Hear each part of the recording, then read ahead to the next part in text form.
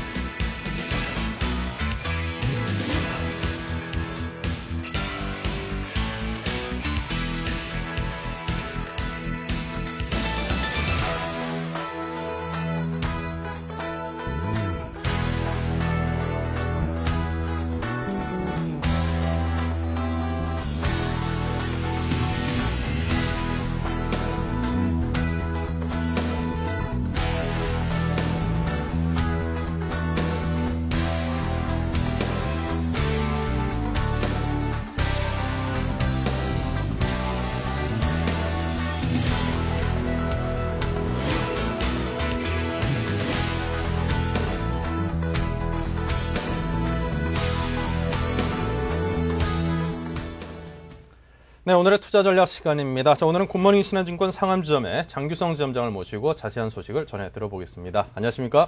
안녕하십니까?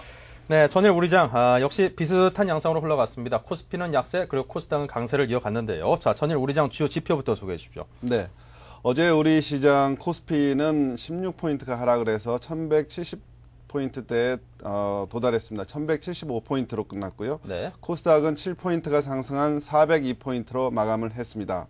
매매 주체별 동향을 말씀드리면요. 어제 기관과 외국인은 공히 매도를 했습니다.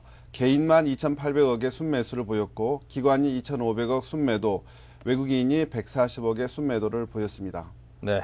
자, 이렇게 해서 개인만이 순매수세를 이어갔습니다. 3천억 조금 못 미치는 그런 순매수세를 보였는데요. 자, 전일 우리 시장 특징적이었던 동향부터 한번 정리를 다시 해보죠.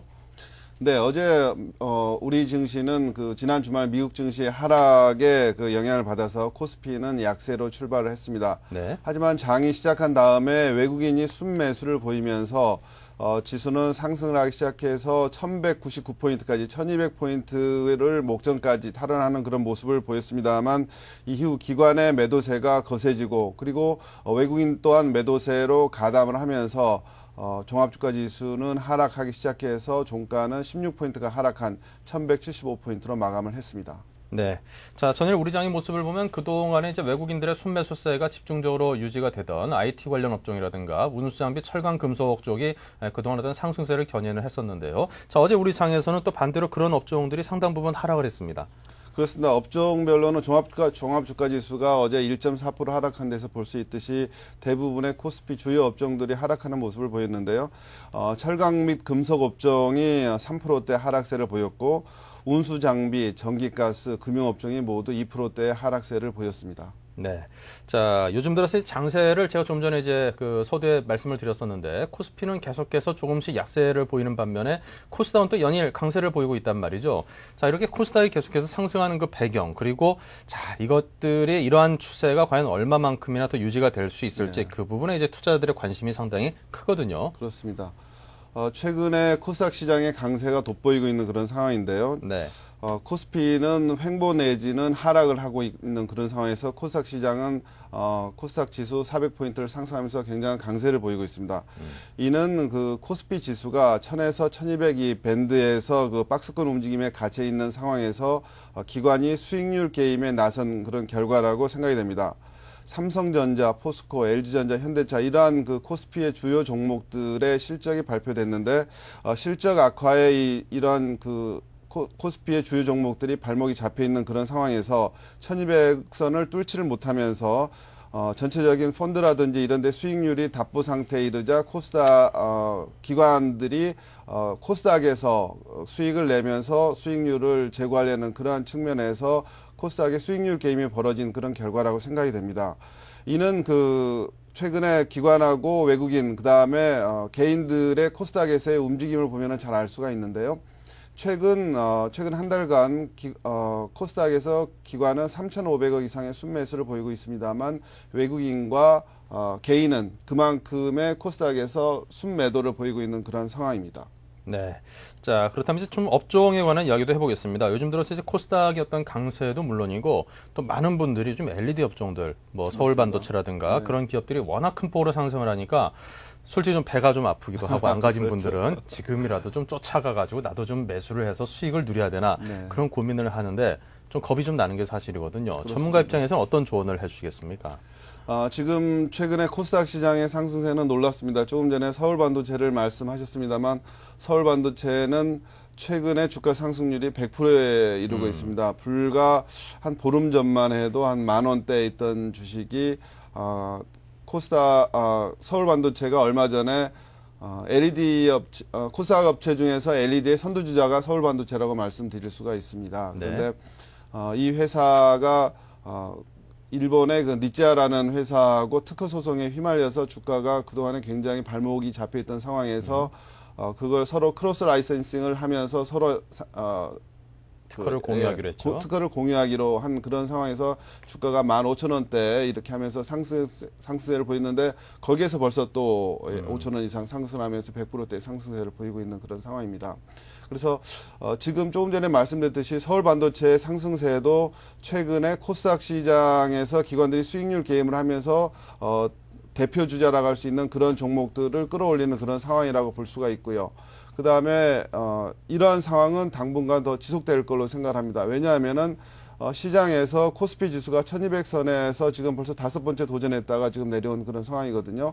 코스피 시장에서 수익률 게임이 여의치가 않기 때문에 지금 정부 정책의 수혜를 받을 수 있는 정부 정책의 수혜를 받는다 하면 예를 들어서 바이오라든지 그다음에 LED라든지 그다음에 2차 전지라든지 태양광 전지라든지 이런 종목들이 코스닥에 많이 돼 있는데 이러한 정책적 수혜를 받는 그 크기가 코스피 회사보다도 코스닥 종목이 훨씬 더 크다는 그런 이야기입니다. 그래서 이러한 그 개별 코스닥에서 수익률 제고를 위한 개별 종목 찾기 이런 움직임은 당분간 더 지속될 걸로 이렇게 생각이 됩니다. 그렇군요. 자, 그렇다면 이제 오늘 장에 대한 이야기로 화제를 옮겨보겠습니다. 자, 오늘 장의 진행 방향 여전히 코스피는 좀 약세, 코스닥은 강세 계속 이어질지도 궁금하고요. 예. 오늘 장에 대한 전망은 어떻게 하십니까? 예, 오늘 코스피 시장을 보면서 투자 여러분께서 관심을 가지시고 보셨으면 하는 측면이 두 가지가 있습니다. 네. 첫 번째는 외국인들의 움직임입니다. 외국인들이 이 시장에서 어떻게 매수 혹은 매도에 동참을 하는지 그런 추이를 보면은 오늘 코스피 지수의 향방을 보실 수가 있는데요. 차트를 보면서 한번 말씀드리도록 하겠습니다. 예, 작년 12월 이후 코스피에서 외국인들의 매수 매도 움직임을 그 밑에 빨간 그래프 그다음에 파란 막대 그래프가 매수 매도를 보여주고 있는데요. 불과 얼마 전에 코스피에서 외국인들이 9일간 순매수를 하는 그런 모습을 보이면서 지수가 1200선에 바짝 다가가는 모습을 보였습니다. 하지만 최근 5일간은 외국인들이 순매도를 보이면서 다시 1200선에서 이탈해서 내려오는 그런 모습을 보이고 있습니다. 그래서 외국인의 순매도 움직임에서 볼 수 있듯이 이러한 그 외국인들이 미국이라든지 유럽 시장이 전체적으로 약세를 보이는 그런 상황에서 우리 한국 시장에서 순매수를 지속하는 게 만만치 않은 상황이다. 이러한 측면에서 외국인들의 순매도 움직임을 봤을 때 우리 지수가 1200선을 뚫고 강하게 뚫고 가기가 지금 상당히 버거운 상황이다. 이런 측면을 한 가지 말씀드릴 수가 있고요. 두 번째 측면으로는 환율의 움직임입니다. 네. 최근 환율이 원달러가 5일째 지금 상승을 하고 있는데요. 외국인들이 한국에서 주식을 사는 것은 주가 매수 차익 이런 측면도 있지만은 서로 주가가 오르지 않는다 하더라도 원달러 환율이 하락을 한다 그러면은 환차익을 얻을 수가 있기 때문에 외국인들이 한국 시장에 참여했던 측면이 큽니다. 하지만 최근에 원달러 환율이 1400선 이상선에서 고공행진을 하면서 이러한 기대가 조금 어려워졌다 이런 측면이고요. 최근 환율 상승이 지금 어제 같은 경우에도 1427원에 마감을 했는데요. 최근 환율이 상승한 그런 요인을 몇 가지를 한번 살펴보도록 그렇게 하겠습니다. 환율 상승의 요인의 첫 번째로는 최근 유럽계 그 금융회사들이 자금을 회수를 하는 그런 모습을 보이고 있습니다. 영국 같은 경우에도 모기지 업체가 상당히 어려움을 겪으면서 파산 이야기까지 나오면서 한국 시장에서 자금을 빼내가는 그런 상황이 보이고 있고요. 두 번째는 오바마 행정부에서 달러 강세 정책을 펴고 있습니다. 물론 예외도 있습니다. 위안화에 대해서는 그 달러 약세 정책을 이렇게 고수를 하고 있습니다만 그 이외의 통화에 대해서는 달러 강세 정책을 펼치면서 우리 환율이 지금 올라가고 있는 그런 모습을 보이고 있고요. 또 환율에 영향을 미치는 요인으로는 최근에 북한에서 미사일 발사 위협을 하는 등 북핵 변수가 작용을 하고 있고요. 그 다음에 네 번째로 볼 수 있는 게 경상수지가 지금 적자를 지속을 하고 있습니다. 작년 11월, 12월 달에 우리나라 그 경상수지가 소폭 흑자를 보이는 그런 모습을 보이면서 2009년에는 우리나라 그 대부분의 그 경제 전문가들이 예측하기를 경상 흑자를 예측을 했습니다. 200억 달러 이상의 경상 흑자를 하면서 환율이 하향 안정세를 보일 수 있다 이렇게 예상을 했습니다만 2009년 1월 실제로 발표된 수치를 보면은 29억 달러의 적자를 보이면서 이러한 그 가정이 무색해졌습니다. 그래서 이러한 그 1월 경상수지 적자가 29억 달러로 시작을 하면서 올해 경상수지 흑자에 대한 기대가 어려워지면서 경상수지 적자 등이 환율의 악재로 작용을 하고 있는 그러한 상황입니다. 네. 자, 그렇다면 이제 이러한 그 시장에 대한 인식을 기반으로 해서 관심 있게 지켜볼 만한 이제 종목군에 대해서 먼저 한번 짚고 넘어가죠. 네, 그렇습니다. 지금 종합주가지수가 1200선에서 지금 5번째 시도를 했다가 내려오는 그런 상황인데요. 이러면서 지금 1200선 돌파를 위해서는 정말 이게 경기 회복에 가시적인 신호가 나와야지만이 가능한 게 아니냐는 그런 분석들이 힘을 얻고 있습니다. 지금 이러한 시장 하에서도 저희들이 관심을 가지고 보아야 할 업종들을 한번 살펴보면은요. 시장은 정부 정책의 수혜를 받을 수 있는 그런 업종 중심으로 관심을 가져야 된다는 그런 생각입니다. 경기 부양이나 그린 에너지 관련주로 현대건설이나 효성, 그다음에 현대중공업, LG화학 이러한 종목들이 그린 에너지 관련주로 이렇게 볼 수가 있고요. 그 다음에 시장이 1000에서 1200이 박스권에서 하단에 갔을 때 역시 안정적으로 그 수익을 기대를 할 수 있는 글로벌 업종 대표주로 삼성전자, 현대차, LG전자 등을 들 수가 있고요. 그 다음에 턴어라운드 주가 상승에 가장 그 힘을 가장 그 영향력을 크게 미치는 턴어라운드 주식도 관심을 가져보실 필요가 있는데요. 삼성 SDI라든지 대한항공, 신한지주를 그렇게 들 수가 있습니다. 네. 자, 그렇다면 이제 마지막에 말씀을 하신 이제 신한지주 같은 경우는 이제 어떤 기업이고 지금 현재 장에 대한 전망이 어떤지 신한지주에 관해서 설명을 부탁드리죠. 네, 신한지주는 금융업종 중에서 항상 대표주로 이렇게 거론이 되고 있는 그러한 종목인데요. 네. 최근에 외국계 증권사에서 최다 추천한 그런 종목으로 가장 많이 추천한 종목으로 이렇게 이야기가 되고 있습니다. 신한지주는 그 업계에서 생산성이 최고로 이게 최고인 그런 은행입니다. 은행원 1인당 생산성이 그 6개 시중은행 중에서 신한은행이 그 최고를 기록을 했습니다. 1인당 순이익이 1억 1,100만 원을 기록을 하면서 KB금융을 포함해서 하나금융, 우리금융을 포함한 시중은행 6개 은행 중에서 1인당 생산성이 최고라는 그런 이야기고요. 2007년에 비해서 2008년 대부분의 시중은행들이 순이익 감소폭이 50%에 달합니다. 2007년에 비해서요. 하지만 신한지주는 순이익 감소폭이 가장 적다. 29%로 감소율이 가장 작다는 그런 이야기고요. 그다음 신한지주가 외국계 증권사에서 추천을 받는 가장 큰 이유는 지주회사로서 은행과 비은행 간의 그 수익 기여도가 50대 50에 이를 정도로 국내 지주회사 중에 가장 안정이 돼 있다. 그래서 올해 2009년에 은행의 수익성이 상당히 좀 어려울 것으로 이게 예상이 되는 그랬을 때 비은행 부분에서 이러한 부분을 커버를 해줄 수가 있다. 이런 점에서 점수를 많이 받는 걸로 그렇게 생각이 됩니다.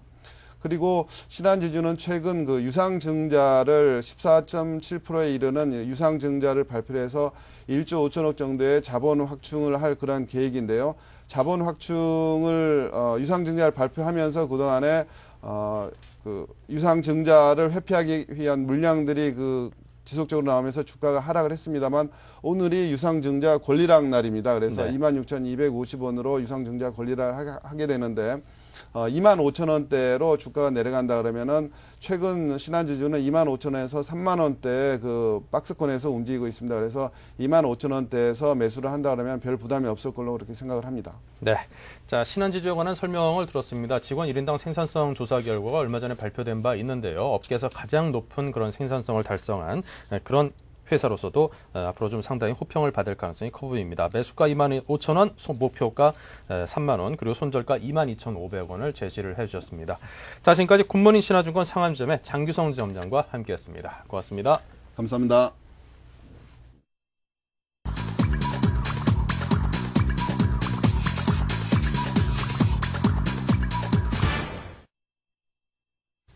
네, 지금 시각이 8시 57분 50초를 향해서 가고 있습니다. 오늘 장의 흐름, 종속가를 상황을 통해서 먼저 한번 짚어보겠습니다.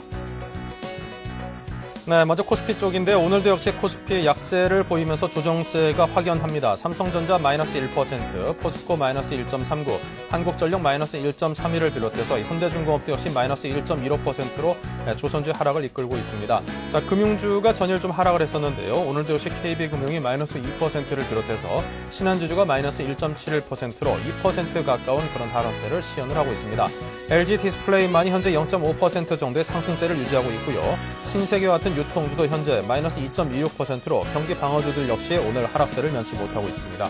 두산중공업 같은 발전설비 관련주들도 마이너스 1.16%, LG와 같은 지주회사 관련주는 역시 마이너스 2.22%로 시장의 전반적인 하락세를 반영을 하고 있고요. 삼성중공업 역시 조선주, 현대중공업과 함께 마이너스 1.48%의 하락, 대우조선만이 현재 보합을 유지하고 있습니다. 해운주들이 요즘 BDI 지수 상승에도 불구하고 약세를 면치 못하고 있는데요. 현대상선 역시 마이너스 0.64%의 하락을 하고 있습니다. 금호산업만이 플러스 0.33%로 강보합세를 보이고 있고요. 그 밖에 강보합세를 보이는 종목들 세원셀론텍과 후성, 그리고 퍼시스, 동양메이저, 유니드 등등 소수의 종목들만이 그나마 상승세 내지는 강보합세를 보일 뿐 시장의 전반적인 분위기는 약세라고 정리를 할 수 있겠습니다. 자, 코스닥 쪽 보겠습니다. 네, 코스닥은 그래도 요즘 들어서 강세를 보이고 있는데 오늘도 역시 마찬가지죠. 제이콤이 현재 플러스 11.86%를 비롯해서 루멘스가 플러스 4.28, 비오스텍이 플러스 2.43, 서울반도체 오늘도 역시 2.5%가 오르고 있습니다. 자, 그 밖에 소디프 신소재와 태광, 성광밴드, CJ홈쇼핑 등등이 1% 초중반의 상승세를 보이고 있고요. CJ인터넷이 플러스 2.35, 그리고 역시 SFA와 유니선, 인터파크, SK컴즈 등등이 1% 초중반의 그런 상승세로 오늘 장을 이끌어가는 견인차 역할을 하고 있습니다. 테크노세미캔과 크레드는 3% 중반의 상승세입니다.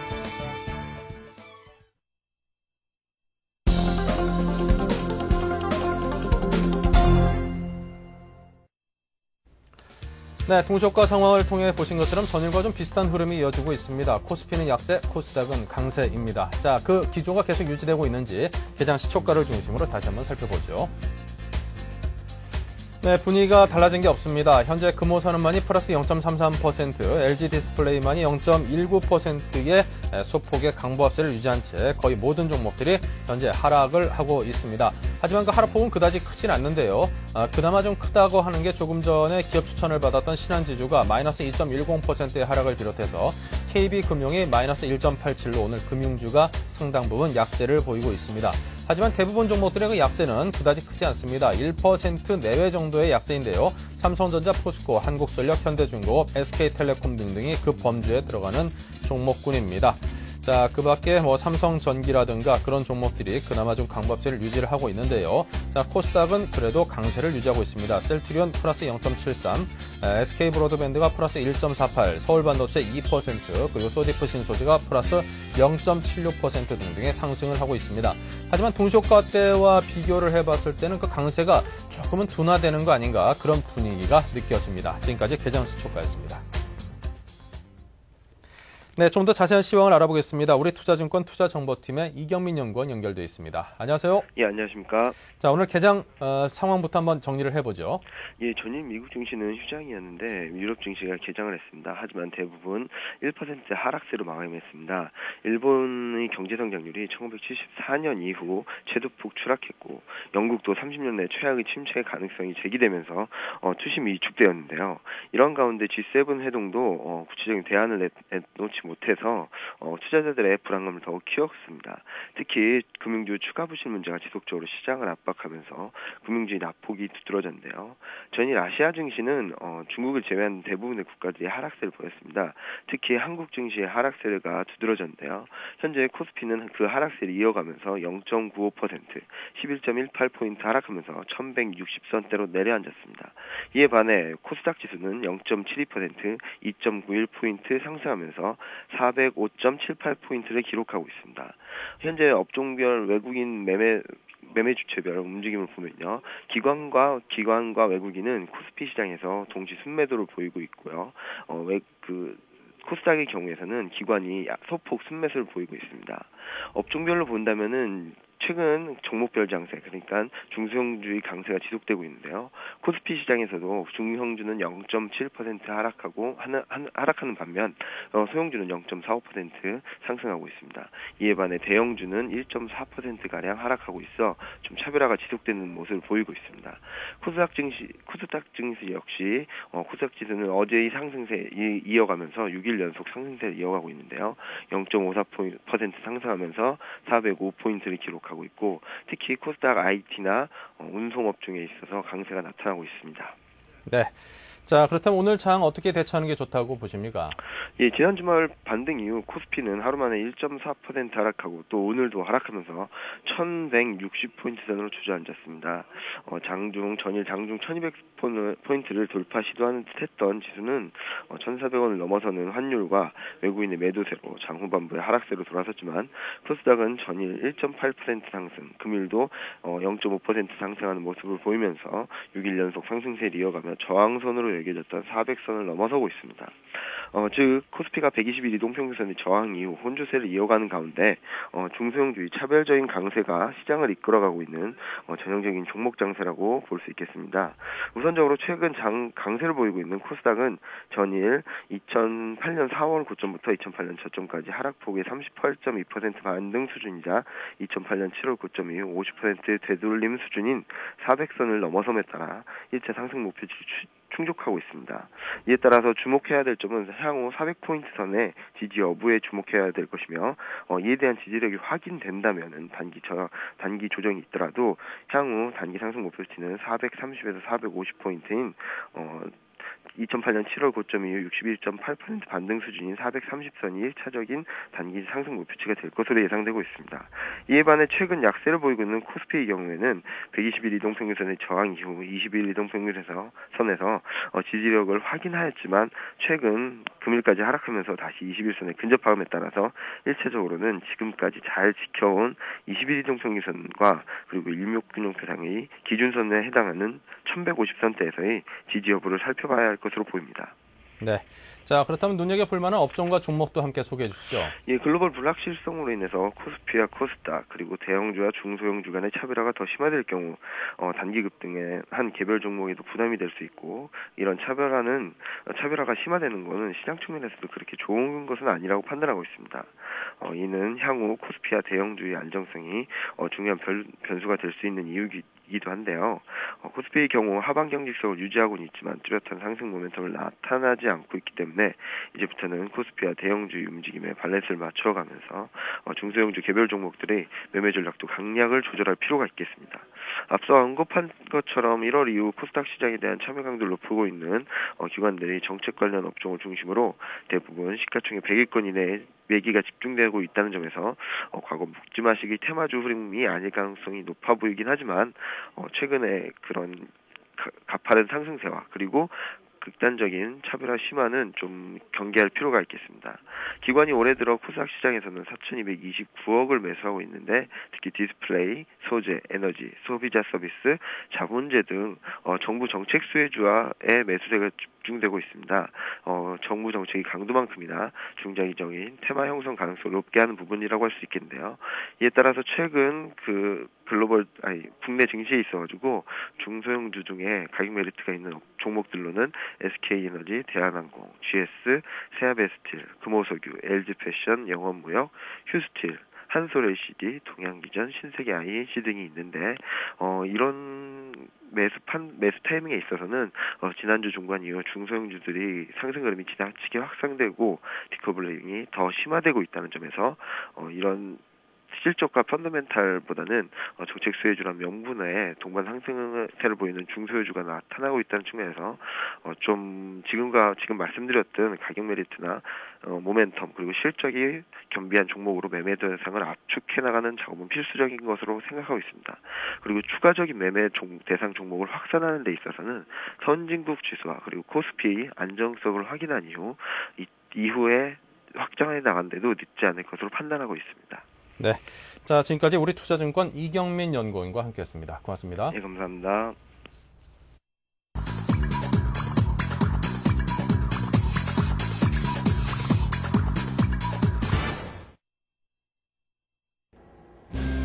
시청자 여러분 안녕하십니까? 2월 17일 오늘의 서울경제 주요 뉴스 브리핑입니다. 시중은행에 이어 저축은행과 보험사 등 제2금융권도 올해 만기를 맞는 중소기업 대출을 전액 연장하기로 했습니다. 만성적인 적자 기업 등 부실 징후가 뚜렷한 기업은 대상에서 제외됩니다. 이에 따라 부실 기업 판단 여부를 둘러싸고 일선 창구의 혼선이 불가피해 보입니다. 이르면 오는 8월 다른 통신사업자의 망을 빌려 서비스를 제공하는 가상 이동통신사업자가 등장합니다. 신규 이동통신사가 생기면 휴대폰 요금은 지금보다 더 내려갈 것으로 보입니다. 신규 사업자 후보에는 교원공제회와 온세텔레콤, 현대자동차, 증권사 등이 포함된 것으로 알려졌습니다. 일본 경제의 지난 4분기 경제 성적표가 35년 만에 최악으로 나타났습니다. 일본의 지난 4분기 GDP는 전분기에 비해 3.3% 감소했고 연환산 때는 12.7% 감소한 것으로 나타났습니다. 수출에 의존한 천수답 경제 때문에 전락했다는 비판이 제기되고 있습니다. 은행 연합회를 중심으로 선제적으로 준비해온 잡쉐어링 노사 합의가 사실상 불발됐습니다. 금융노조는 한국노동자총연맹에 산별노조와 상의 없이 일방적으로 참가한 노사 민정회의 결과를 인정하기 어렵다는 반응을 보였습니다. 금융업계의 자발적이고 선제적인 잡쉐어링 협상은 더 이상 어려울 것으로 보입니다. 중국 원자바오 총리가 강력한 경기 부양책을 내놓을 것이라고 말했습니다. 자동차 수출을 뒷받침하기 위한 세부 지원책과 경공업 진흥 계획도 내놓을 계획입니다. 정부의 적극적인 경기 부양책에 힘입어 중국 경제가 조기에 바닥을 찍고 곧 상승세로 돌아설 것이라는 분석이 일고 있습니다. 쌍용 자동차의 서울 사무실이 없어집니다. 서울 사무소는 홍보 등 핵심 부서만 남기고 이르면 오는 3월 역삼동 포스트에서 나와 쌍용차 평택 공장으로 이전합니다. 비용을 최대한으로 축소하겠다는 것으로 보여 유동성 확보를 위한 내핍 경영이 본격화될 것으로 보입니다. 특정 분야의 전문적인 소형 부티크 로펌들이 대형 로펌과의 경쟁에서 살아남기 위해 잇따라 통합하고 있습니다. 부티크 로펌 간 통합은 불황을 정면 돌파하고 법률시장 개방에 대응하기 위한 전략입니다. 앞으로도 시너지 효과가 예상되는 로펌 간의 통합은 가속화할 전망입니다. 판교 신도시의 입주율이 8%에 불과해 이 지역 학교들이 학생 없이 개교할 상황에 놓였습니다.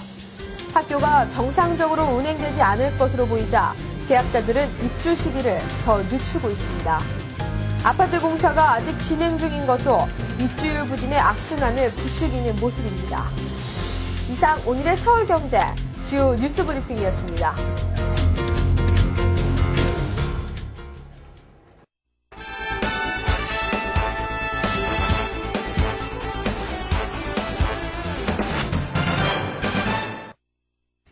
네, 뉴스 따라잡기 시간입니다. 서울경제신문 이상훈 기자 모시고 이야기 나눠보겠습니다. 안녕하세요. 안녕하십니까?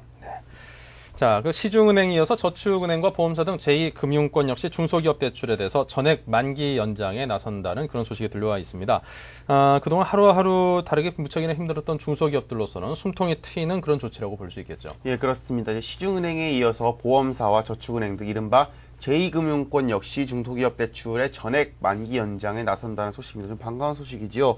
어제 이제 금융위원회와 금융업계에 따르면요, 이 감독 당국과 은행은 올해 만기가 이제 도래하는 중소기업 대출 전액에 대해서 이 만기 연장 가이드라인을 마련을 하면서요, 이 저축은행과 보험사 등 이른바 제2금융권에도 똑같이 이를 적용할 예정이다, 이렇게 밝힌 바가 있습니다. 하지만 이 만성적인 적자 기업들 이른바 부실지구가 뚜렷한 중소기업에 대해서는 이번에 만기 연장에서 좀 제외가 될 거다, 이러한 소식도 함께 들려오고 있는 상황입니다. 이 금융당국의 한 관계자는요, 이 중소기업 대출에 대한 구체적인 만기 연장 기준이 아마 이르면 이번 주 중으로 마련될 것으로 보인다면서 이 은행에 대한 가이드라인이 마련되면은 이 중소기업 대출을 취급하는 저축은행과 보험사로도 아마 이 적용이 확대될 것이다, 이러한 전망을 현재 하고 있습니다. 이 은행만 만기를 연장해주고 이 저축은행과 보험사들이 이 만기 대출을 회수할 경우 이 중소기업 자금난 해소라는 근본 취지가 흔들릴 수 있기 때문에 이번에 이렇게 제2금융권에서 역시 만기 연장을 추진하고 있다, 이렇게 볼 수 있겠습니다. 좀 표로 준비한 내용인데요. 이 금융권별로 현재 지금 중소기업 대출 잔액 추이를 좀 보실 수 있으실 겁니다. 물론 이제 은행권이 약 한 422조 원으로 가장 많기는 하지만은요, 이 저축은행의 경우에도 약 43조 2천억 원 수준이고요. 생명보험사 역시 한 10조 원 정도로 은행보다 적기는 하지만 그래도 이에 못지않은 수준이다. 이들이 만약에 대출 잔액을 회수를 하기 시작하면은 네. 국내 중소기업들이 흔들릴 여지 분명히 있다, 이렇게 말씀을 드릴 수 있겠습니다. 하지만 이제 아까 전에 말씀드린 대로 이제 만기 대출 연장이 회생이 불가능한 부실기업에까지는 적용되지 않기 때문에 아무래도 좀 한시적이고 제한적으로 이루어질 것이다, 이렇게 말씀을 드릴 수 있겠습니다. 네. 자, 이제 중소기업을 살리고자 하는 정부의 의지가 그만큼 강력했기에 나타난 그런 조치라고 볼 수 있겠죠. 하지만 또 이렇게 일시적으로 대출금에 대한 만기가 연장된다 하더라도 네. 지금 같은 불경기가 계속되고 또 좀 더 심화될 것까지 가정을 한다면 중소기업 입장에서는 좀 생존 자체가 계속 위협받을 수밖에 없는 그런 힘든 상황이 계속 되지 않을까요? 아무래도 그럴 수밖에 없습니다. 일단 정부가 이런 식으로 전 금융권에 대해서 중소기업 대출의 만기를 연장한 것 자체에는 물론 큰 의미가 있습니다.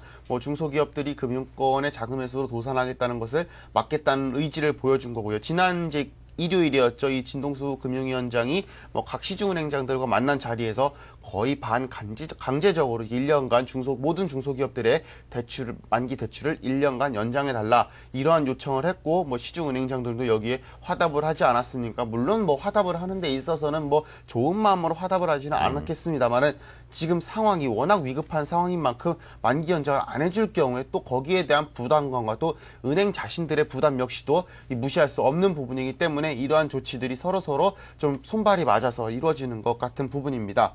하지만 그 속내를 조금 들여다보면 약간 좀 미묘하게 다른 모습 분명히 살펴볼 수 있습니다. 이 은행들은 이 정부와 이번 합의로 이 내부 규정이나 지침이 특별히 바뀌는 것은 없다. 현재 이렇게 이야기를 하고 있습니다. 이 정상 중소기업의 만기 연장은 지금과 같이 적극적으로 나서되 이 부실기업은 만기 연장을 해주지 않겠다는 것으로 풀이를 해볼 수 있겠습니다. 이 시중은행의 한 여신 담당 본부장의 말인데요.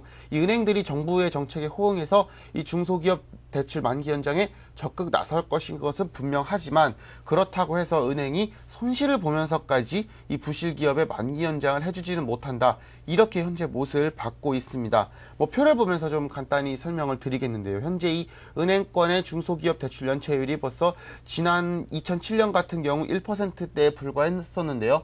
불과 지금 1년 반 정도 만에, 1년 반도 안 되죠. 한 1년 3개월 만에 2%대로 거의 2배 가까이 오르지 않았습니까? 이런 입장이다 보니까 은행들도 언제까지나 이게 손해를 볼 수는 없다는 입장, 바로 여기에서 비롯된다. 이렇게 말씀을 드릴 수 있겠습니다.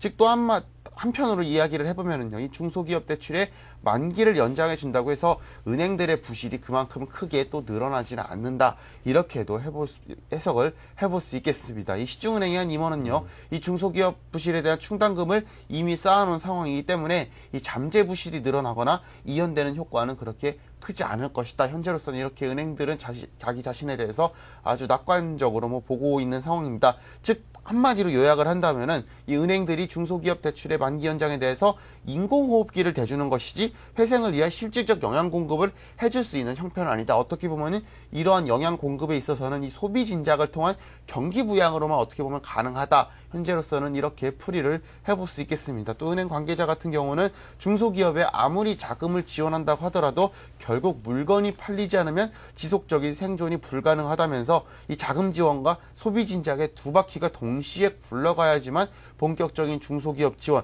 더 나아가 경기 부양 역시 가능할 것이다. 현재 이렇게 말을 하고 있는 상황입니다. 네. 자, 그리고 정부가 산업별 그 경쟁력을 높이기 위해서 업종별 구조 조정이 이제 나선다는 그런 소식도 들려와 있습니다. 지금까지 어려운 때일수록 선택과 집중, 이것이 중요하다고 보는 것이겠죠. 그렇습니다. 이제 IMF 때를 저희가 거슬러 올라가면 당시만 해도 업종별 구조조정보다는 기업별 구조조정에 집중을 하지 않았습니까? 그래서 뭐 빅딜도 있었고요, M&A도 있었고, 외국계에 자본을 넘기는 경우도 있었고요. 네. 하지만 이번 상황은 조금 상황이 다른 것 같습니다. 이 정부가 산업별 경쟁력을 높이기 위해서 이 업종별 구조조정에 적극적으로 나설 것이다. 이러한 소식이 현재 들려왔습니다. 아무래도 이제 전 세계의 경기 침체로 수출이 급감을 하고 또 인구 감소로 내수도 이제 감소하는 상황에서 과거에 이 과잉 투자에 따른 과잉 생산을 좀 부작용을 해소를 하려면은 선택과 집중이 필요하고, 이를 위해서 정부가 적극적으로 이 산업별 구조조정에 나서야 한다. 이러한 목소리가 현재 커지고 있는 상황입니다. 현재 정부는 이제 글로벌 경기 침체로 수출과 내수가 동시에 현재 침체하고 있는 상황 아니겠습니까? 이러한 상황에서 과잉 투자에 따른 산업별 경쟁력 약화를 막기 위해서 좀 업종별 구조조정에 직접적으로 나선다. 이러한 방안을 현재 수립해 오고 있는 상황입니다. 이종희 우리은행장 같은 경우 어제 이제 기자간담회를 가졌는데요. 이 자리에서 정부 주도로 구조조정이 진행돼야 한다는 목소리에 대해서 이해를 한다면서 현재로서는 주 채권은행들이 은행 단위 위주로 하고는 있지만 앞으로 산업별 구조조정 같은 경우 정부가 주도해야 하고 또 그렇게 준비하고 있는 것으로 안다. 이렇게 말을 한 상황입니다. 이 정부 같은 경우는요, 이 금융권이 구조조정을 벌이고 있는 이 건설업과 조선업은 물론 이 해운업과 자동차 부품, 또 반도체, 섬유 등 이른바 전 업종에 거쳐서 선제적으로 구조조정이 필요한 업종 현재 선발하고 있다. 이렇게 말씀을 드릴 수 있겠습니다. 이 구조조정 작업이 아무래도 미흡한 건설업과 조선업은 물론 또 실물경제 위기를 조기 극복할 수 있는 구조조정을 좀 전 산업으로 확대시킨다는 전략 현재로서는 갖고 있다. 이렇게 말씀을 드릴 수 있겠습니다. 네. 자, 그리고 세계 경제의 큰 축이라고 할 수 있는 일본 경제에 또다시 또 위기가 찾아오고 있다는 그런 소식도 들려오고 있습니다. 글로벌 금융위기와 맞물려서 지난해 사상 최악의 침체를 기록을 했다고 하는데 네. 무려 34년 만에 최고치라고 하네요. 그렇습니다. 일본 경제의 지난 4사분기 경제 성적표가 이 지난 74년 이후 34년 만에 최악을 기록했다는 소식이 현재 들려오고 있는 상황입니다. 어제 이제 일본 내각부가 발표를 했는데요. 좀 도표를 보면서 자세히 설명을 드리겠습니다. 이 일본의 지난해 4사분기 국내 총 생산입니다. GDP가 전 분기에 비해 3.3% 감소를 했습니다. 이게 연환산으로 치면은 마이너스 12.7%입니다. 월가 예상치인 마이너스 11.6%보다도 더 악화가 됐고요. 이 표를 보면서 자세히 보일 수 있겠지만 과거 0%에서 5% 사위를 불과 1년 전까지만 해도 오갔던 것과 비교하면은 거의 충격적인 수준이다. 네. 이렇게 말씀을 드릴 수 있겠습니다. 이렇게 일본 경제가 급속히 현재 축소가 되고 있는 것은요, 무엇보다도 이 수출이 걷잡을 수 없이 악화되기 때문이다. 이렇게 말씀을 드릴 수 있겠습니다. 우리나라와 마찬가지로요, 일본 역시 수출이 차지하는 비중이 경제에서 굉장히 크다고 합니다.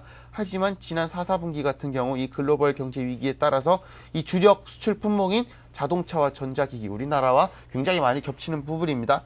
이러한 부분들이 고전을 겪으면서 전분기에 비해서 수출이 13.9%나 감소를 했다고 합니다. 아마도 수출 침체가 올해 내내 좀 이어질 것으로 예상이 되니까요. 이러한 일본의 경기 부진이 좀 앞으로 상당 기간 이어질 것이다. 이러한 전망으로 나오고 있습니다. 미국 같은 경우 지난해 4사분기 GDP가 마이너스 1% 정도에 불과하고요. 또 유로존, 유로화를 사용하는 16개 나라를 가리키는 말인데요. 이들 역시 마이너스 1.5% 정도의 감소를 했던 것과 비교하면은 일본의 이번 이 GDP 마이너스 성장 굉장히 충격적인 수준이다. 앞으로 아마 전 세계 좀 글로벌 경기 진작에 있어서 아마도 꾸준히 악영향을 줄 것이다. 이러한 분석 현재로서는 해볼 수 있겠습니다. 네. 자, 그리고 정부가 야심차게 내세우고 있죠. 녹색 성장 정책 이제 본격 개시에 들어간다고요? 네, 그렇습니다. 이제 정부가 어제 이명박 대통령이 참석한 가운데 이 제1차 녹색성장위원회 회의를 열었습니다. 이 공공 부분을 축으로 해서 저탄소 녹색 성장에 신호탄을 쏘았다. 이렇게 말씀을 드릴 수 있겠습니다. 표를 보면서 좀 간단히 설명을 드릴 수 있겠는데요. 좀 자세히 나오고 있습니다만 이 공공기관의 LED 조명으로 교체를 한다는 내용이나요. 저탄소 녹색 조명 도시를 조성을 하는 내용. 또 하나는 이 지능형 전력망, 이른바 스마트 그리드라고 하죠. 이것을 구축하는 등의 내용이 모두 앞서서 이른바 녹색 기술의 초기 시장을 선점하고 또 만들어 나가겠다. 이러한 의지를 현재로서는 표명을 하고 있는 상황입니다. 특히 또 청와대가 솔선수범해서 이 본관과 이 춘추관 등의 이른바 태양광 발전 시스템을 도입을 하고요. 또 유리나 창호 단열재를 에너지 효율이 높은 제품으로 교체하기로 하면서 이 공공기관의 공공부분의 이 녹색 전환 아무래도 앞으로 좀 한층 탄력을 받을 것이다. 이러한 전망을 현재 좀 내놓고 있습니다. 좀 아무래도 정부는 앞으로 2012년까지 이 전체 공공기관 조명의 30%를 LED로 대체를 하겠다. 이러한 방침을 현재 세우고 있고요. 또 이제 건축물의 에너지 절감을 위해서 이 녹색화 사업 역시 앞으로도 지속적으로 추진을 하겠다. 이러한 방침 현재 나오고 있습니다. 현재 청와대가 시범적으로 하고는 있지만은요. 또 앞으로 이제 전 정부 부처에 이어서 정부 청사까지 모두 다 교체를 한다. 이러한 소식입니다. 여기에 또 개별 가정 같은 경우 전기 사용량을 비용으로 환산해서 소비자가 또 쉽게 파악할 수 있고 또 개별 가전제품의 소비 전력을 직접적으로 모니터링할 수가 있는 좀 스마트 계량기를 올해 안에만 시범적으로 일단 8,000대를 공급을 하고요. 앞으로 수십만 대가량의 공급을 계속할 방침이라고 하니까요. 아마 국내에서도 이러한 녹색 성장, 이 녹색 산업도 하나의 거대한 산업으로서 좀 국내 경기를 진작시키는데 또 하나의 초석으로 작용할 전망이다. 현재 이러한 분석을 할 수 있겠습니다. 네. 자, 지금까지 이상훈 기자와 함께 뉴스 따라잡기 진행했습니다. 다양한 소식을 전해드렸습니다. 고맙습니다. 고맙습니다.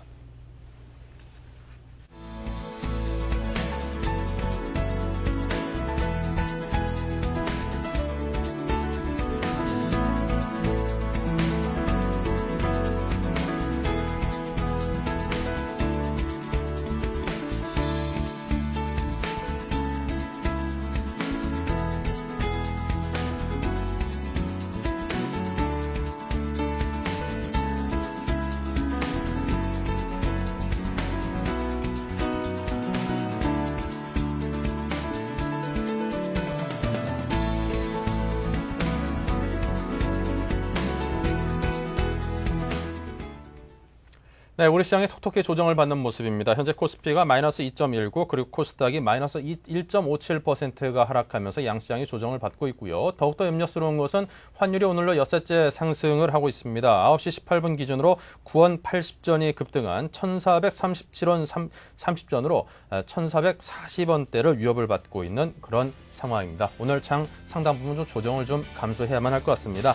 자, 어제는 이제 김수환 추기경이 선정했다는 그런 소식이 들려 있습니다. 어떤 종교를 떠나서 이 사회를 이끌어가는 큰 어른분 가운데 한 분이 떠나셨다는 것 때문에 많은 분들이 애도를 하고 있는데요. 자, 지금같이 이제 경제가 어려울 때일수록 우리 마음이 각박해지기 쉽습니다. 큰 분을 떠나보내는 만큼 또 그것과는 반대로 그분이 몸소 실천으로 보여진 사랑하는 그 마음만큼은 우리 가슴속에 꼭 붙들어맨 채 지금 같은 각박하고 어려운 시기를 이겨내는 힘으로 삼았으면 합니다. 자, 저는 여기서 인사드리겠습니다. 고맙습니다.